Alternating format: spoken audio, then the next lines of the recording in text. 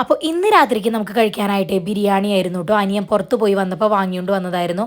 2 full ബിരിയാണിയാണ് കേട്ടോ വാങ്ങിയത്. ഇത് നമ്മുടെ ചാലക്കുടിയിലുള്ള ടേസ്റ്റ് സെല്ലിൽ നിന്നാണ് കേട്ടോ വാങ്ങിയത്. ഈ ബിരിയാണിക്ക് ഒരു പ്രത്യേകതയുണ്ട്. ഇതിൻ്റെ മുകളിൽ ഒരു ഫ്രൈഡ് ചിക്കൻ്റെ പീസും കൂടി നമുക്ക് കിട്ടും കേട്ടോ.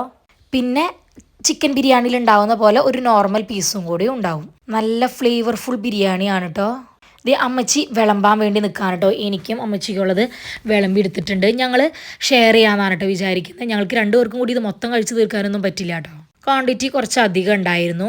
പിന്നെ ഇതിൻ്റെ സൈഡായിട്ട് അവർ സർലാസും പിന്നെ ഒരു ഡേറ്റ്സിൻ്റെ ഒരു പിക്കിളും കൂടിയും തരുന്നുണ്ട് കേട്ടോ.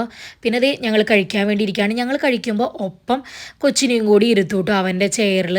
അവനെക്കൊണ്ട് തന്നെ കുറച്ചെങ്കിലും അവനെക്കൊണ്ട് കഴിപ്പിക്കാനായിട്ട് ശ്രമിക്കാറുണ്ട് ഇപ്പോൾ കുറച്ച് നാളുകളായിട്ട്. ഇത്രയാണ് കേട്ടോ ഞാനെടുത്തത്. ഇത് കഴിച്ചപ്പോൾ തന്നെ എൻ്റെ വയറ് ഫുള്ളായിട്ടുണ്ടായിരുന്നു കേട്ടോ.